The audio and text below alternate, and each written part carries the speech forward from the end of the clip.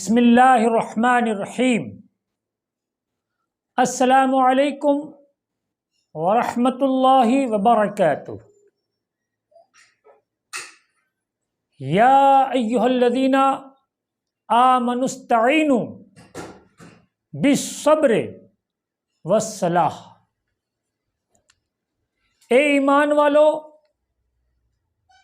मदद मांगो सब्र और सलात से, सब्र और नमाज से। मुअज़्ज़ज़ सामईन, मेरे बिरादरों, मेरे अजीज़ों, मेरे दोस्तों, अल्लाह तबारक व तआला हमें नमाज से मदद तलब करने का हुक्म फरमा रहा है। मेरे अजीज़ों, मेरे दोस्तों, आज मैं एक इतना कीमियाई अमल लेकर हाजिर खिदमत हुआ हूं कि इंशाअल्लाह जो कद्र वाले हैं, जो इल्म वाले हैं, जो इज्जत वाले हैं, जो समझ बूझ रखते हैं, इंशाअल्लाह उन हजरात को ये मेरा कीमियाई अमल बहुत पसंद आएगा। और मेरे अजीजों, ये अमल लिखने वाले बुजुर्ग जमाते अइम्मा में आपका तसव्वुफ में आला मकाम है। पहले मैं कुछ और तरह से समझाने की कोशिश करूं कि हमारे जिस्म में 3 तरह के अमराज लाहिक होते हैं। नंबर 1, जिस्मानी बीमारी, जिस्मानी मर्ज। जिस्मानी मर्ज हमारे जिस्म में किस तरह आता है? वो हमारी लापरवाही से आता है। हमने खाने पीने में बेहतियाती की, या पीने में बेहतियाती की, या इस तरह की कोई ऐसी बासी खाना खा लिया, या इस तरह की जो भी है, अगर हमने बेहतियाती की और हमने वो चीज़ खा ली तो उससे हमारे जिस्म में बीमारी पैदा होती है। दूसरी बीमारी रूहानी बीमारी है। मेरे अजीजों, जिस तरह जिस्मानी बीमारी है, इस तरह रूह की भी बीमारी है। आज हमारी आवाम जिस्म की बीमारी से तो वाकिफ है, जिस्म के अमराज से तो वाकिफ है, जिस्म की अमराज की दवाओं से तो वाकिफ है, लेकिन रूह की बीमारी क्या है वो आज हमारी आवाम वाकिफ नहीं है। और करीब करीब रूह की बीमारी, आवाम की बात तो आप जाने दीजिए, अच्छों में नजर आती है, पढ़े लिखों में नजर आती है, पीरों में नजर आती है, मौलानाओं में नजर आती है, अइम्मा में नजर आती है, आलिमों में नजर आती है। सब में ये रूह की बीमारी करीब करीब नजर आती है। और जिनमें रूह की बीमारी नहीं है वही पाक व साफ है, वही दिल के पाक हैं, वही नफ्स के पाक हैं। तो रूह की बीमारी क्या है, मैं आपको वो भी आपके गोशे गुजार कर दूं। जिस तरह हमारी जिस्मानी बीमारियां होती हैं, इसी तरह हमारे अंदरूनी रूहानी बीमारियां होती हैं। हम जिस्म की बीमारी का इलाज तो करते हैं, लेकिन अंदर की बीमारियों से गाफिल रहते हैं। इलाज तो हम जब करें जब हम उन्हें बीमारी समझें। हम तो उन्हें हर मामले में आदत या मिजाज कहकर टाल देते हैं, फिर अपने आप को अंदर से बीमार करते चले जाते हैं। भाई किसी भी बीमारी, भाई किसी भी बाहर या अंदर की बीमारी का मर्ज न होना हकीकत में सेहतमंद होना है। उन बीमारियों को छोड़ दें और हर मामले में तरक्की करें। ये मुझ नाचीज का तजुर्बा है। और अंदर की बीमारियां जिन्हें जिन्हें छोड़ना है वो ये हैं: बोखल, कंजूसी, न सिर्फ पैसे में, हर मामले में, ये भी रूह की बीमारी है। नंबर 2, हसद, किसी दूसरे की तरक्की को देखकर जलना। मेरे दोस्तों, ये अच्छे अच्छे मैंने बावाओं में ने पीरों में देखा है, सज्जादा नशीनों में देखा है, पढ़े लिखे लोगों में देखा है हसद। ये बात हमारी आवाम नहीं समझ पाती है। हमारी आवाम तो समझती कि ये हसद जो तो पब्लिक में और हम में होता है। नहीं, हसद जितना पढ़े लिखों में है उतना आवाम में नहीं है। ये आप गौर कीजिएगा कभी। खैर, जुल्म, सताना, चाहे जबान से ही क्यों ना हो। गीबत, बुरी नीयत के साथ पीठ पीछे बुराई करना, ये तो आम है। बुग़्ज़, दिल में किसी के लिए बुराई रखना। तमा, सब कुछ मुझे मिल जाए, लालची। हिर्स, किसी की बराबरी करने की कोशिश, खामखा कर नहीं सकते आप, वो आपकी लियाकत नहीं है और खामखा हिर्स करना। रिया, नकलीपन, पाखंडपन, रियाकारी, दिखावा, जैसा कि आजकल आम है। और ख़ासकर ये रियाकारी जो है ये आवाम में तो बहुत कम है, ये पढ़े लिखों में ज़्यादा है, पीरों में ज़्यादा है। और ख़ास करके नकली और जाली पीरों में तो बहुत रियाकारी, बहुत शोबाजी, बहुत दिखावा, बहुत धौंस जमाना और ऐसी बातें करना जिससे आवाम और कम पढ़ा लिखा आदमी मुतासिर हो जाए। और खिलाफतें बांटना, सर्टियां बांटना, ये सब रियाकारों का काम है। जो हक लोग हैं, जो सच्चे लोग हैं, वो इस मामले से जुदे हैं। कीना, दिल में दुश्मनी रखना। हराम, गलत तरीके से कमाना, मेरे दोस्तों ये तो आज आम है। साजिश, किसी का नुकसान करने के लिए प्लान बनाना, ये भी बहुत आजकल चल रहा है। नफरत पैदा करने के लिए बोलना, ऐसी बातें करना, लोगों में नफरत, फसादात पैदा करना, ये भी आजकल बहुत चल रहा है हमारे मुल्क में। छुपकर किसी की बातें सुनना, ये भी खूब चल रहा है। ताने में बात करना या आंख के इशारे से भी किसी का मजाक उड़ाना, ताने में बात करना या आंख से किसी को इशारा करके मजाक उड़ाना, इनसे बचने पर तरक्की और सुकून का वादा है। यानी कि ये जितनी चीजें मैंने आपको 15 बताई है, ये सब रूह की बीमारी है।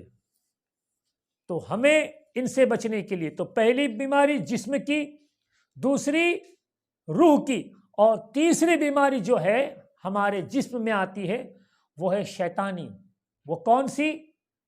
जादू का असर, नजर बद का असर, बलायात का असर, जिन का साया वगैरह, ये सब।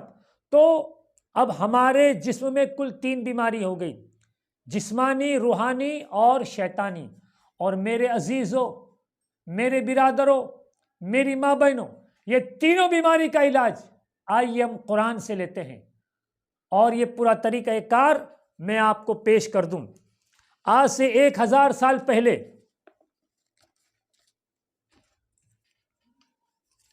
आज से 1000 साल पहले, ये देखिए रिसाला, ये मैंने जेरोक्स करके मंगवाया है।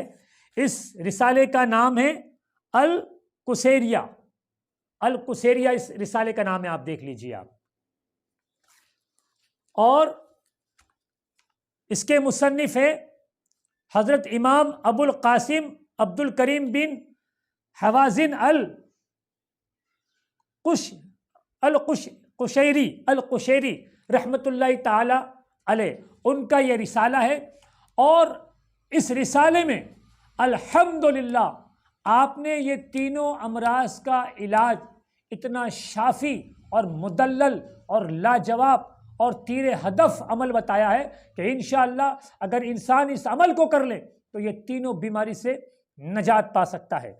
मेरे दोस्तों, आप फरमाते हैं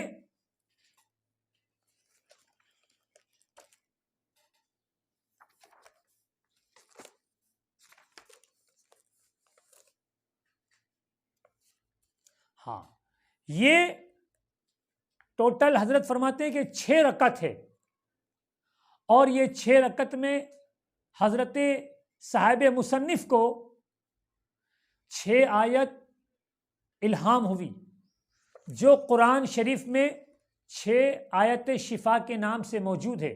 अब उसकी तरकीब क्या है, किस तरह है, वो मैं पूरा आपको बता दूं। अगर आपको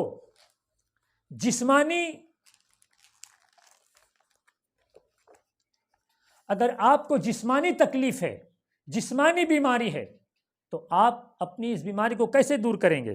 तो आइए मैं आपको बता दूं।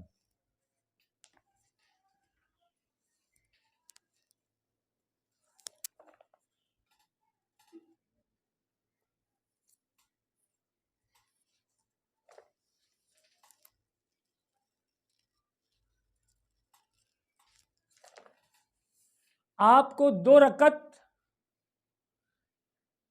नफल नमाज अदा करनी है। वो किस तरह करनी है वो मैं आपको बता। तो अब आपको मैं नमाज का पूरा तरीका आपके गोशे गुजार कर दूं कि पहली जिस्मानी बीमारी, उसको हम इस नमाज के जरिए, इस अमल के जरिए कैसे दूर करें।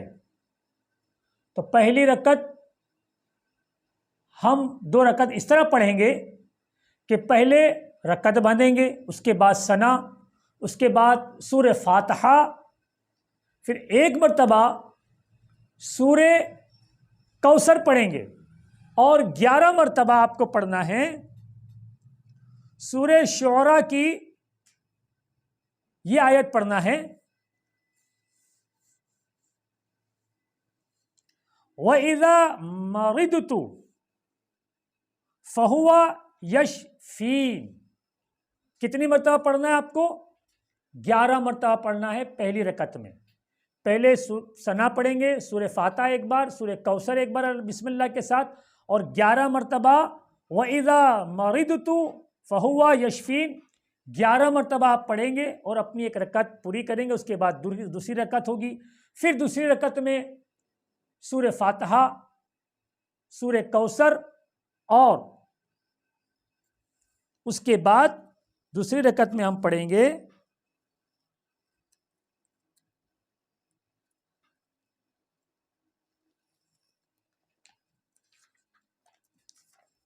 दूसरी रकत में हम पढ़ेंगे पारा 14 आयत है, यखरुजु मिन बुतूनिहा शराबुम मुख्तलिफुन अलवानुहु फीही शिफाउन लिन्नास।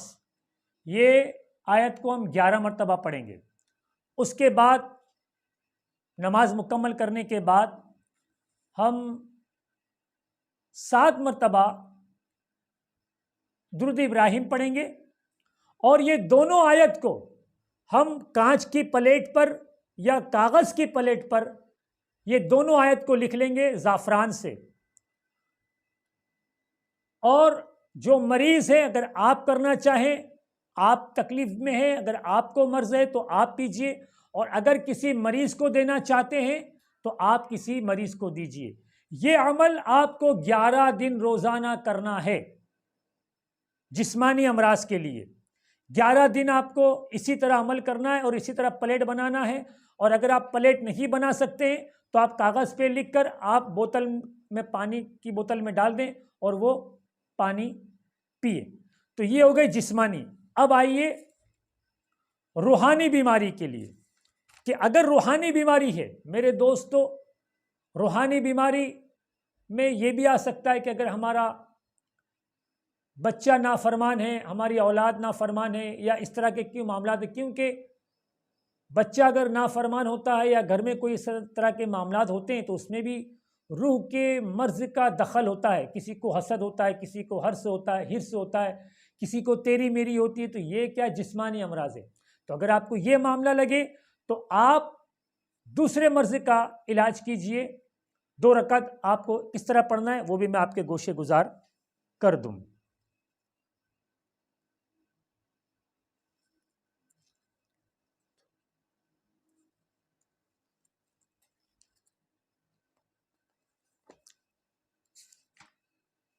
हाँ, आपको करना ये है कि इसी तरह 2 रकत नफिल नमाज, पहले सना, फिर सूरह फातिहा, 1 मरतबा सूरह कौसर और 11 मरतबा ये आयत आपको पढ़ना है, वयशफी सुदूरा कौमिम मुमिनीन, आपको 11 मरतबा पढ़ना है। उसके बाद 1 रकत पूरी कर लिए, फिर दूसरी रकत में आप आइए, तो दूसरी रकत में फिर आपको सूरह फातिहा करना है और सूरह फातिहा के बाद 1 मरतबा सूरह कौसर और फिर 11 मरतबा आपको यह आयत पढ़ना है 11वें पारे की सूरह यूनुस, व शिफाउल लिमा फी सुदूर व हुदम व रहमतुल लिल मुमिनीन, ये 11 मरतबा पढ़ना है। उसके बाद यह आपकी 4 रकत हो गई। पहले 2 रकत आपने जिस्मानी पढ़ी, ये रूहानी अमराज के लिए। उसके बाद पढ़ने के बाद 7 मरतबा दुरूद इब्राहिम पढ़ना है और फिर ये दोनों आयत को एक प्लेट पे लिखें। याद रखें ये 2 ही आयत लिखनी है, पूरी 7 में आपको दूसरी कोई आयत नहीं लिखनी है। तो ये दोनों आयत लिखनी है आपको प्लेट पर या कागज़ पर और उसके बाद मरीज को पिलाएं। और याद रहे ये भी आपको 11 दिन का अमल है, ये भी आप 11 दिन करें। अब तीसरा अमल आपको करना है शैतानी बीमारी का। शैतानी बीमारी का हमको अमल करना है। शैतानी बीमारी, तो शैतानी बीमारी के लिए भी इसी तरह है।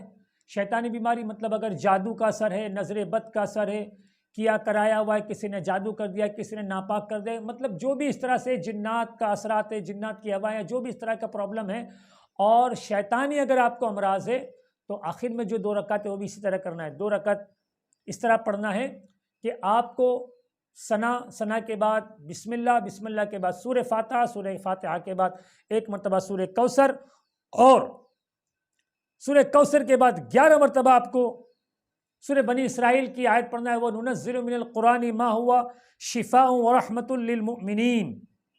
ये आपको 11 मरतबा पढ़ना है और 11 मरतबा पढ़ने के बाद आप 1 रकात पूरी कीजिए और 1 रकात पूरी करने के बाद फिर दूसरी रकात के लिए आप खड़े हों तो फिर अलहम्दुलिल्लाह शरीफ 1 मरतबा सूरह कौसर और 11 मरतबा आपको पढ़ना है 23वें पारा है सूरह हामीम सजदा, कुल हुआ लिल्लज़ी आमनु हुदौ व शिफा, ये आपको 11 मरतबा पढ़ना है मेरे दोस्तों। इसके बाद पढ़ने के बाद फिर आपको 7 मरतबा दुरूद शरीफ पढ़ना है और इन दोनों आयत को प्लेट पर या कागज़ पर लिखकर मरीज़, अगर प्लेट पर लिखें तो मरीज़ को धोकर पिलाएं और अगर कागज़ पर लिखें तो पानी में डाल के उस पानी को मरीज़ को पिलाएं। और याद रहे अब पहले जो 2 रकअत है वो जिस्मानी अमराज के लिए, उसमें सिर्फ 2 आयत शिफा जो आपको रकअत में पढ़ने के लिए जो बताई गई है उसी आयत को लिखेंगे। दूसरी 2 रकअत जो है वो रूहानी अमराज के लिए, तो उसमें जो 2 आयत शिफा बताइए प्लेट में वही 2 आयत लिखेंगे। तीसरी जो रकअत बताइए 2 शैतानी अमराज के लिए, उसमें 2 ही जो शिफा आयत शिफा बताइए वही प्लेट पे लिखेंगे, अमराज को पिलाएंगे। और ये हर आयत मतलब अगर आपको जिस्मानी अमराज है तो आपको 11 दिन करना है, रूहानी है तो 11 दिन करना है, शैतानी है तो 11 दिन करना है। और आपको जो मर्ज हो वो मर्ज की आप रकअत पढ़ें। अगर जिस्मानी है तो जिस्मानी करें, रूहानी है तो रूहानी करें, शैतानी है तो शैतानी करें, एक साथ सब ना करें, ठीक है। और अगर आप एक साथ भी करना चाहें तो आप कर सकते हैं, लेकिन जैसा मरीज हो, जैसा मर्ज हो वैसा आप अपना इलाज करें। तो मेरे अजीजों, मेरे दोस्तों, ये मैंने आपको हजरत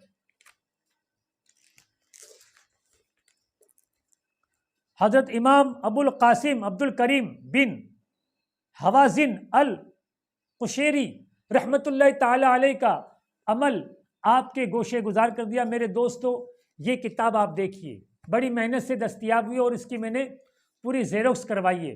अल्हम्दुलिल्लाह मैं ये इस किताब का मेरा मुताला में कर रहा हूँ और इल्म तसव्वुफ़ का एक बहुत ही बड़ा ज़ख़ीरा है। तो मेरे अजीज़ों, मेरे दोस्तों, ये अमल में खिदमत खल्क के लिए, अवाम की खिदमत के लिए खालिसतुल्लाह, कोई हमारा इसमें नफ़ा, कोई लालच, कोई रियाकारी नहीं, मेरे दोस्तों, बस हम एक मखलूक के खुदा के लिए, अल्लाह के बंदों के लिए, परेशान हाल लोगों के लिए ये मेहनत करके आप तक ये अमल पहुंचाया जा रहा है। बस फ़कत आप लोगों की खिदमत की नीयत से इन वीडियो को आप शेयर करें ताकि लोग ज़्यादा से ज़्यादा ऐसे अमल से वाकिफ़ हो। मेरे अजीज़ों, ये वो अमल है जो आपको हर जगह दस्तयाब नहीं होंगे। ये वो अमल है, आपको भी अपनी ज़िंदगी का अनुभव हुआ होगा, तजुर्बा हुआ होगा कि आप बड़े बड़े जलसों में, बड़े बड़े तकरीर, उलमा, मौलाना, हाफिज़, कारी सब के पास बैठे होंगे, पीरों के पास बैठे होंगे, लेकिन अभी तक आपने ये अमल नहीं सुना होगा। मेरे दोस्तों, ये नमाज से अमल लेना है और अल्लाह तबारक व तआला को नमाज बे इंतहा पसंद है और हम जो अमल अल्लाह को पसंद है उसका वसीला बनाकर उसके ज़रिए हम अपने रब से मदद तलब कर रहे हैं कि ए अल्लाह, तू जिस इबादत को पसंद करता है उस इबादत के वसीले से और उसके ज़रिए से मेरे अमराज में शिफा अता फरमा। अस्सलामु अलैकुम व रहमतुल्लाहि व बरकातहू।